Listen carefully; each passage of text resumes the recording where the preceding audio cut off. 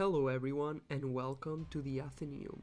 In today's video we'll take a dive into the astral plane, unfolding the lore and history of the Sprite World and exploring its marvelous creatures known as elemental sprites. Enjoy! Right after the creation of the realms, Limon, the mother of all sprites, was one of the first entities to be born.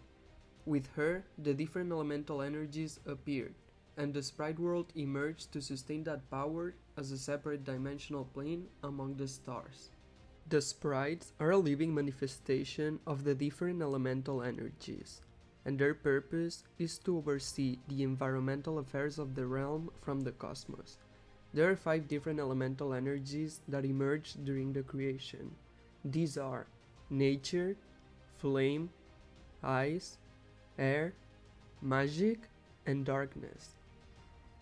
A while after their arrival, all the elementals of the realm erupted into a fearsome war between each other to see who could dominate the material plane of the realm.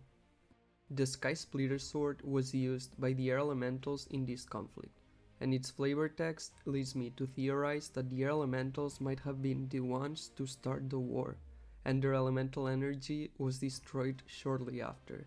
That's why we do not see any in-game. The elemental detonation spell is another item that was crafted and used during the war, but that we can find nowadays in the realm. The war ended with inconclusive results, but massive change. The amount of elemental energy used caused the Sprite World to become indefinitely unstable. That is why Limon decided to stay in her homeland and use the great part of her power to keep her dimension from collapsing. The realm did not go untouched, as the massive amounts of elemental energy caused the land to change, and new races like humans, elves, hobbits, and more started to emerge. Since the war during the Forgotten Era, Limon has not left her dimension, but she has her sprite gods roam the realm and produce sprite children to expand the nature and protect the environment. When Oryx rose to power, Limon asked the Mad God to not excessively harm the ecosystem, and in return, she would not enter the realm and mess with his domain. Oryx accepted, knowing full well that the power of the Sprite Mother unleashed would be catastrophic, although he almost broke that agreement a few too much times. When the dead bodies in the realm exponentially increased after Oryx's takeover, Limon asked him to do something more environmentally conscious about it. So, Oryx went to Skuld for aid, and they both came up with the idea of resurrecting those dead bodies, therefore creating the zombie horde. It is needless to say that Limon did not like that one bit, but she couldn't do anything about it, as her powers were keeping her homeworld from crumbling down, and if she left, everything she loved would be destroyed. The Sprite World itself is a dimensional plane among the stars, inaccessible without a native's help. If a non-sprite entity like the heroes enters the Sprite World, the dimension becomes even more unstable than it already is, creating the famous convoy belts that we all know. That means that the natural Sprite World does not contain those belts, but they are formed once a hero enters that dimension. I believe the Cloak of the Planewalker and the Staff of Extreme Prejudice were items lost by heroes of the old time when exploring the dungeon. The domain of the sprites is filled with sprite trees, which are native to the Sprite World, and used to craft different items, like the Sprite Wand. Oh my god, I said Sprite 300 times, I swear. The sprites can travel in and out of their homeworld as they please, with the manipulation of dimensional gates. Limon cannot leave her home, so she sends her children to the realm to do her deeds, which mainly consist of expanding and protecting nature. During our adventures, we can encounter nature sprites defending the Ancients from attackers, or stumble upon sprites roaming the Midlands, using the maze of the Celestial Forest to plant new seeds of life, or planting Verdant's bows. We can even see sprite gods giving birth to new sprites in the Godlands. Now, let's take a look at my theory regarding the different stages of life that a sprite has. Every sprite is born as a sprite child, who can either come from a sprite god or Limon herself. After some time, the sprite child will develop its element and transform to the grown version of itself. Next, the grown sprite will have to fulfill various deeds in favor of nature, and that will allow it to advance into its next form, a greater sprite of its respective element.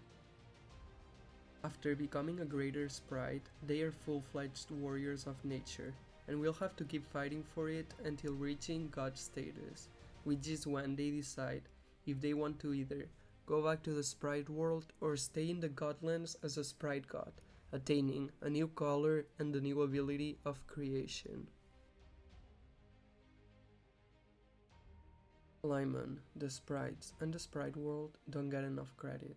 They are essential creatures in the realm story, and I hope that you guys can see the importance they have after this video. Now, I will be giving my personal thoughts of the dungeon, and exposing my arguments on why I chose this title. You're welcome to stay until the end of the video, but if not, don't worry. I hope you enjoyed your visit to the Atheneum, and I will see you next time. Well, so if you guys are here still, it's because you want to hear some thoughts or you want to hear why I chose this title. I don't know what title I chose yet, but it's gonna be something along the lines of Oryx is weaker than Limon, or Limon can beat Oryx, or Limon is the last chance we have against Oryx, something along those lines. Now I decided to add this to the video because I want to add some of my own thoughts and theories to it in a more personal way to connect with the viewers and not making it as monotone. This is all unscripted. I don't want to script it like the lore I do, so yes, it's gonna be a really rough part of the videos, but I think it can work well, so let me know what you guys think. First of all, the first argument I have is that, as I said at the very start, Limon, she has been using a great part of her power to keep her world from collapsing after the elemental war. So what happened is that the elemental war happened. At the end, something happened which I theorize is that the air elementals who started the war ended up being destroyed by Limon. And Limon has to now use part of her power to take the place of the air elemental energy, basically.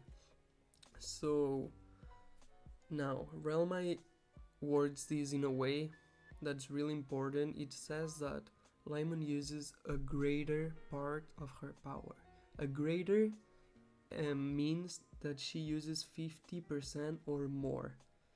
So that means that half the power of Limon is already being channeled to save her world. So that's already 50% of her power out from the start. Now, the second reason I have is that Oryx himself, he knows not to push the limits with Limon, although he has done it before, or he has borderline he's been so close to cross it, but he hasn't. And that is because his advisors, mainly Shaitans was born around the same time as Limon. During the Forgotten Era, he's one of the oldest entities like Limon. So he's probably seen her battle in the elemental war, and he's probably seen her destroy the air elementals, and he told Oryx, if you wanna be the mad god, if you wanna rule the realm, you don't wanna mess with Limon. And that's why Oryx did the agreement with her, or agreed to Limon's agreement. Now, the third reason is that when we visit the Sprite World, when the heroes visit the Sprite World, as I said, it becomes even more unstable. And that means that Limon has to use now more of her power to keep it from collapsing. So when we battle Limon, we're probably battling a Limon that has like 15% of her power. She's using 10% of her power against us. Now, that's why I think she's one of the easiest bosses in the game, because the position she's in um, doesn't let her display her true potential. She could be one of the truly terrifying bosses, and I hope in the future we get a Limon and Core, or like something like that, like a remastered Sprite World, another dungeon, because I really want to see Limon and her true power, the true forms, make her transform into like darkness, like make some of the darkness shots that levitate, or like the nature Limon, some crazy stuff like that. But yeah, Limon in her true form could definitely beat Oryx, and now she's only has 15%, 10% of her power, because she's constantly channeling power to keep her world from collapsing, because of the consequences of the war and because of the heroes visiting her realm and her dimension every time. Now, another thing I wanted to talk about is that it's funny that the game incites us to kill sprites, although in the lore the sprites are good. The sprites really only side with Oryx because they have to, because Limon has no choice. She can't escape her world, so she has to do a pact with Oryx. But yeah, we are incited to kill sprites. Sprites are they're just doing their job. They're just protecting nature.